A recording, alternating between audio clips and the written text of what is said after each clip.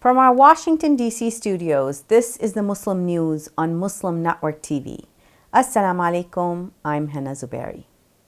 A man barricaded himself in an RV near Masjid Bilal in South Los Angeles, prompting a police standoff. This and more in today's show, so keep watching Muslim News. Families of Americans killed by Israeli forces and settlers gathered outside the U.S. Capitol at a news conference on Tuesday. They demanded independent investigations and accountability after years of what they called impunity.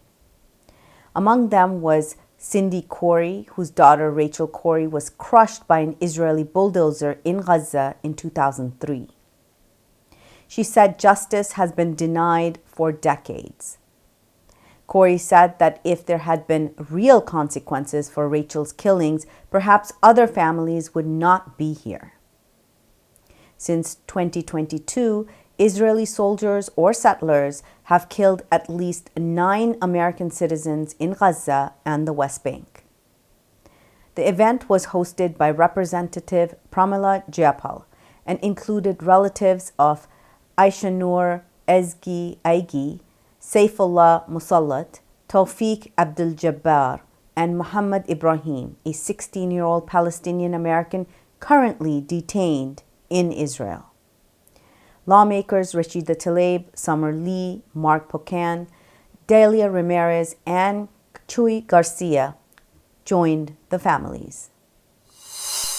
The family of Muhammad Ibrahim, a 16-year-old Palestinian American from Florida, is urging the Trump administration to act. He has been detained by Israeli forces in the West Bank for 7 months. Relatives say Ibrahim spent his 16th birthday behind bars. They have had no contact since his arrest in February. He's accused of throwing stones at Israeli settlers, charges his family denies. His uncle Ziad Kadur says Muhammad has lost more than 30 pounds and suffers untreated scabies. The family says that the State Department has ignored calls and emails. They accuse Secretary of State Marco Rubio of failing a child from his own state. The condition that we know is through emails from the U.S. Embassy's office in Jerusalem. We reached out to the U.S. State Department here in the United States. They've ignored us. They haven't taken our calls. They haven't responded to our emails. More than 100 groups, including the Council on American Islamic Relations and Jewish Voices for Peace Action, have demanded U.S. intervention. Advocates call him an American child unjustly imprisoned without trial. The hospitals in Gaza are filled with starving children, many reduced to skin and bones, as Israel continues its months-long blockade of food and humanitarian aid to the region. Doctors warn that they are fighting for survival as food and medicine run out. Officials say 650,000 children are at risk. The Palestinian Health Ministry confirms that 428 people have died from hunger, including 146 children. Al-Nasr Hospital in Khan Yunis, parents say even beds are scarce. Many children are treated on the floor. 7-year-old Qasim Zainoun suffers from severe protein deficiency. His mother says he vomits constantly and cannot get the food that he needs. 4-year-old Arjwan Al-Dohaini weighs only 11 pounds and cannot walk or speak. Her mother asked if the world is waiting for all the children in Gaza to die. Dr. Ahmed Al-Farah says deaths rose sharply in August and continue to rise. Israel allows only 50 aid trucks to enter Gaza daily, far below the 600 required. Nutrient-rich foods like milk are barred, leaving the children to waste away. Israeli forces launched a fresh ground assault in Gaza City on Wednesday. Al Jazeera reports that at least 50 Palestinians have been killed since dawn, including 38 in Gaza City. The Palestinian Health Ministry in Gaza said Israel killed 98 people and wounded 385 in the past 24 hours. Israeli airstrikes struck tents sheltering displaced families in Al-Mawasi, killing live, while Israeli soldiers shot at people seeking food aid in Rafah, killing 7 and injuring 87. Since May, Israeli forces have killed more than 2,500 Palestinians searching for aid. Drone and helicopter strikes in Gaza City killed a mother and child and injured several others. Children were also hurt when Israel bombed the Palestine Stadium and residential buildings. Canada condemned the new offensive as, quote, horrific. The European Commission proposed suspending free trade ties with Israel. Meanwhile, 2 British MPs were denied entry to the West Bank. Since October 2023, Israel has killed at least 65,000, most of them women, children, and elderly and civilians. More than 20 leading aid agencies are urging world leaders to intervene in Gaza after a United Nations inquiry concluded that genocide is being committed.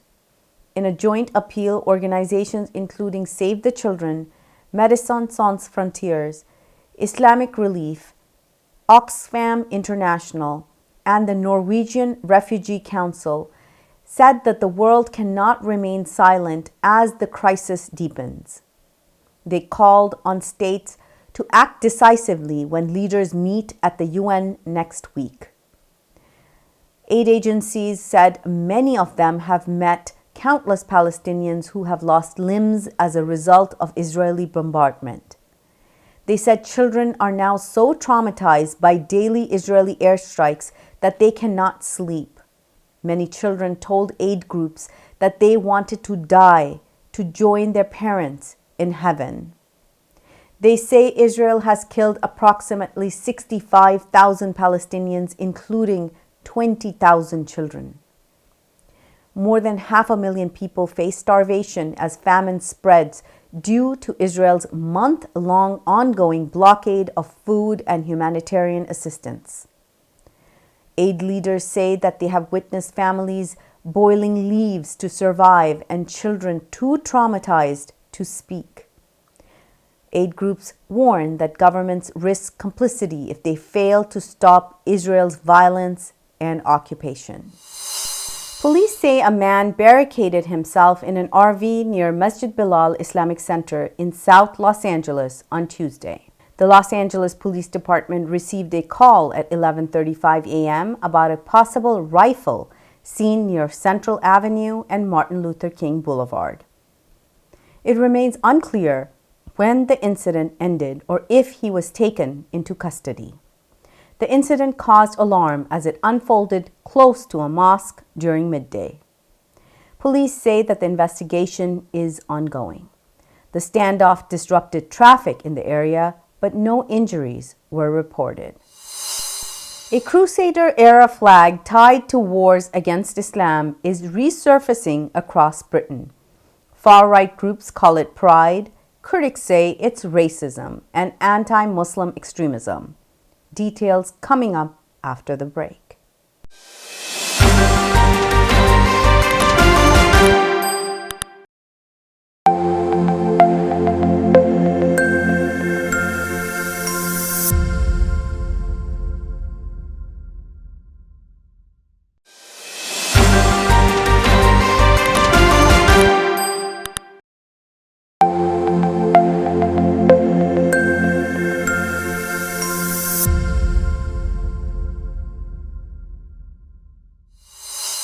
Democratic senators clashed with FBI Director Kash Patel during a heated Senate Judiciary Committee hearing on Tuesday.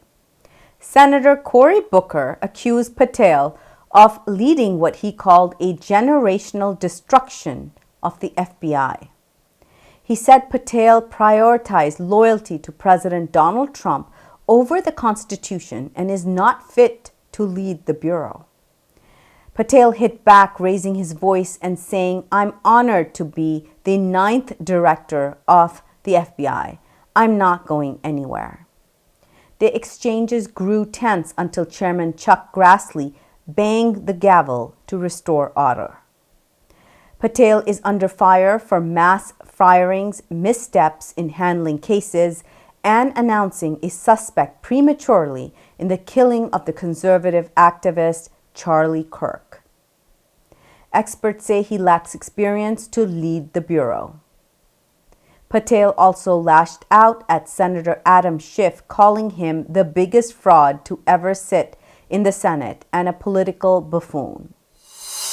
Rows of a unique flag have started appearing in British towns and villages overnight, including Birmingham, Worcester in Worcestershire, Bradford, Newcastle, and Norwich. Now it's on lampposts across the countries as well. The flag with the red cross of St. George on a white background is the flag used by British Crusaders against Islam. The country's far-right movement is promoting the flag, saying it is a symbol of English pride, unity, and heritage. Critics call it a banner of racism and far-right extremism, especially against migrants, most of whom are Muslim. Few recall its origins. The flag emerged in the Middle Ages during the Crusades, when Christian knights fought Muslim armies. The Knights Templar first adopted the red cross on white, symbolizing a willingness to die for Christ. Later, kings such as Richard the Lionheart and Edward I invoked St. George as their patron in wars. Annals say that the flag's history is tied to centuries of warfare with Islam, making its modern revival powerful yet divisive. For centuries, the Mercator map has shaped how the world sees geography. But experts say it distorts Africa, shrinking the continent and downplaying its importance. African groups including Africa No Filter and Speak Up Africa, backed by the African Union, are now pushing the Correct the Map campaign. They want schools, media, and global institutions to drop the Mercator project and adopt the Equal Earth map, which shows continents in fair proportions. Moki Makura of Africa No Filter says maps are not neutral. She says maps creators from the West decided what is big, what is small, and that tells a story of power.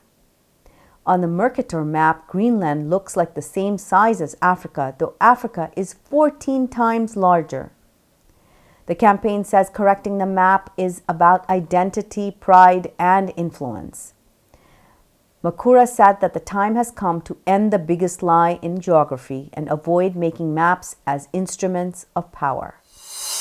Pakistan's Bank Islami has been named the best Islamic banking brand at the 2025 Global Islamic Finance Awards in Malaysia's capital, Kuala Lumpur.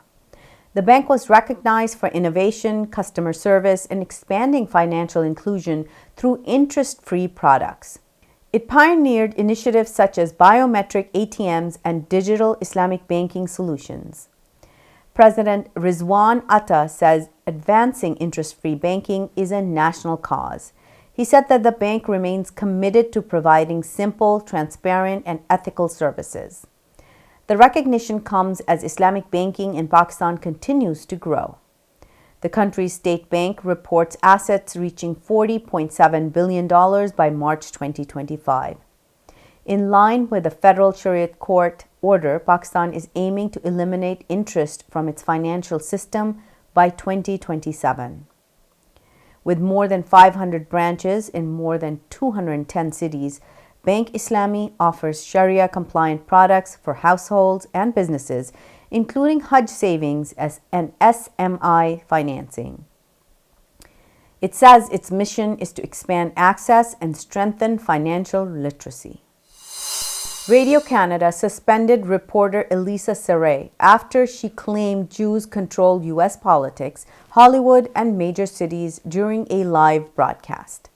The broadcaster apologized, calling her remarks false, anti-Semitic, and against journalistic standards.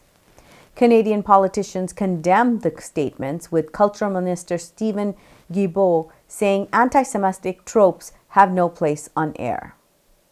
However, observers point to double standards in how media in Canada and other parts of the world address similar bigotry and prejudice. While Zuberi faced immediate suspension, Islamophobic and racist remarks against Black Canadians often go unpunished. In Canada's largest city, Toronto, anti-Muslim acts resurfaced this year with little accountability. Reports also show a surge in anti-Muslim hate crimes since October 2023, when Israel launched its genocide in Gaza. Anti-Black slurs in public discourse have also drawn fewer consequences. Analysts say that the incident highlights how media bias is treated differently depending on the community targeted, raising questions about fairness and consistency in Canadian media. For decades, Hollywood portrayed Muslim men as terrorists, fanatics, or villains. From 24 to Homeland, Muslims were shown as dangerous outsiders, reinforcing harmful stereotypes.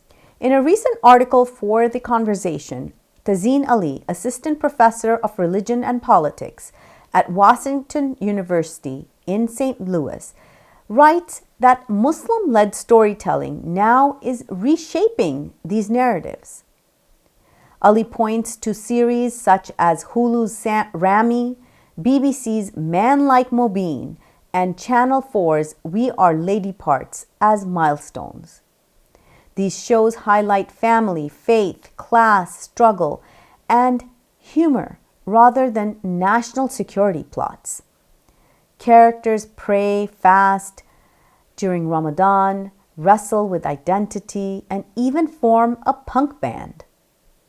Such portrayals go beyond the good old Muslim, bad Muslim binary, coined by author, scholar, and Columbia University professor Mahmoud Mamdani.